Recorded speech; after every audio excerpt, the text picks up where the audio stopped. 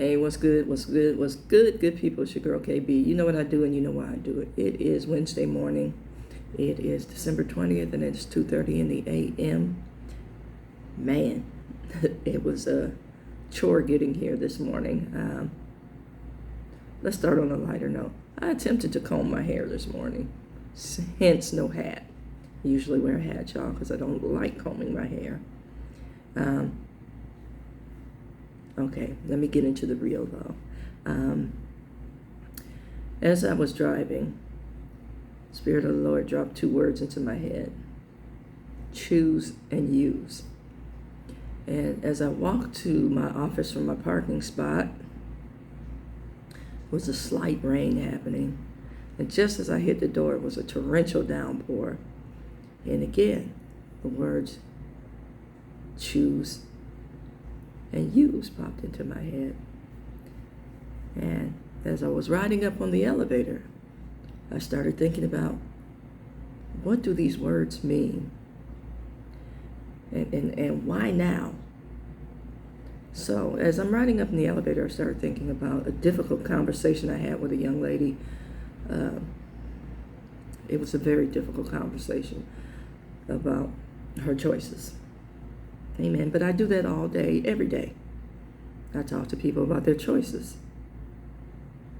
And, I flash back to a situation where somebody told me that was their choice. And absolutely, I don't deny that you have a choice. I wasn't happy about the choice. But in hindsight, now that I think about that situation and then the conversation and then the words choose and use dropping into my spirit, I want to say this message applies to everyone, but it should have more emphasis with the sisters. Amen. And I say this for a reason, and you'll find out the reason as I progress in this conversation. As of late, I've been having some heavy messages, man. But choose and use. As I thought about these two words, I thought about, that's how the enemy, cuts us from the herd or the flock, if you will. He chooses us, isolates us, grooms us, and then uses us. And in the process, we use ourselves. We have this phrase in life, used up. And, DJ Khaled has a phrase, you played yourself. And if you grew up in the hood, you know what that means. You played yourself. And the enemy uses us to get us. Okay, so as I'm going to explain. It says the enemy takes loneliness or whatever it is that you're in need of healing of to the point of despair. Amen. You know what you're in need of healing of.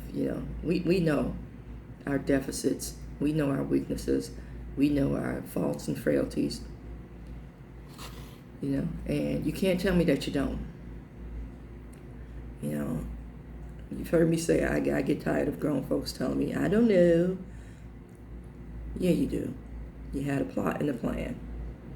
I need to figure out why I continue to do this. You had a plot and a plan. And, sin is appealing. Sin appeals to the flesh because the flesh is not accountable to God. The soul, the spirit is. Amen. So our flesh takes on a merry way.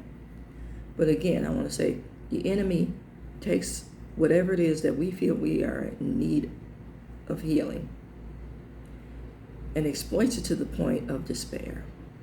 And then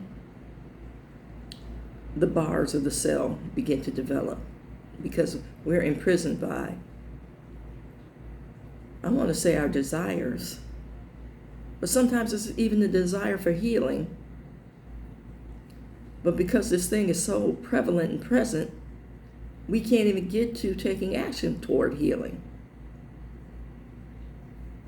I hope this makes sense. So the bars, when I say the bars, guilt and shame start to develop for our prison. Now, some people can't tell the difference between guilt and shame, so I'm going to give you a brief definition. Guilt is feeling bad for what you did. So in other words, your conscience and your spirit are still very active if you feel bad about what you did. You know, there's that gentle nudge saying, hey, you need to do something. Shame is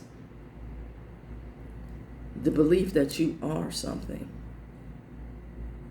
You know, if somebody tells you you're a bad person for your action, okay, I feel bad about the action, but shame now embraces me and keeps me stuck because I believe that I am a bad person. That's how the enemy works. Now, getting back to choose. What you choose, you will use. And in having this difficult conversation with the young lady, her initial choice was to use her body. Then, because the body got used up and used in such a way that, you know, the guilt and shame came upon her, she got used up. And now there's a whole bunch of other things that come in, you know, the context of being used. There's legal stuff. There's physical stuff. Yeah. And we don't think about that. All we think about is the moment. We don't think about, you know, like I said, the WWJD, what would Jesus do? Some of us claim to know him, others of us don't.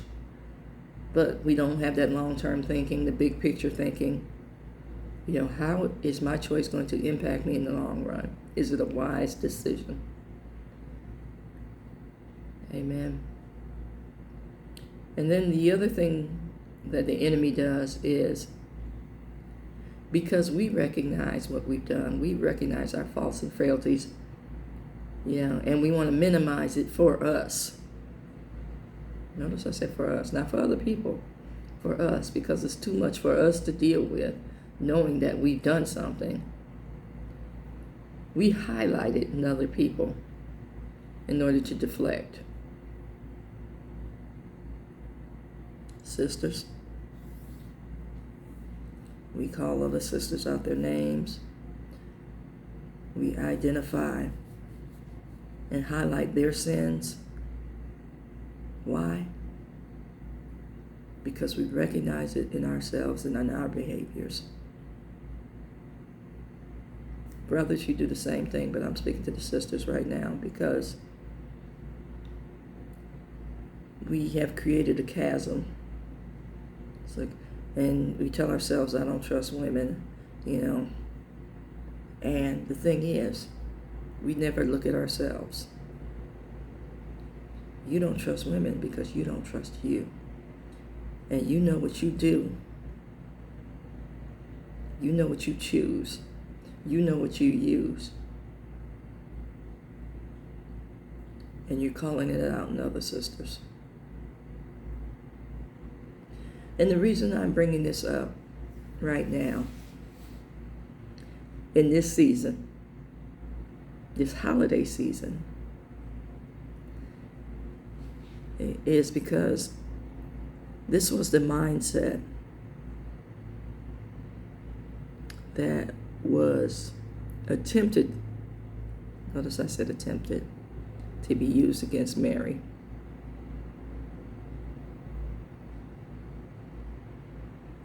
This is the origins of Jesus. This is the story of Jesus. Well, she must have done something. You know, we can believe a whole bunch of stuff on faith. But certain things, you know, we raise an eyebrow to, And the things we believe on faith are usually the things we select that are beneficial towards us. Amen. Isn't God beneficial towards you? Hasn't God shown grace towards you? Haven't you received God's favor from time to time? I won't say all the time, but we don't claim all the time. Every day that you wake up is God's favor.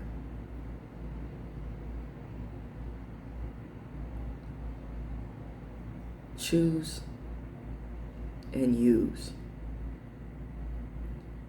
Think about how your life defines those words.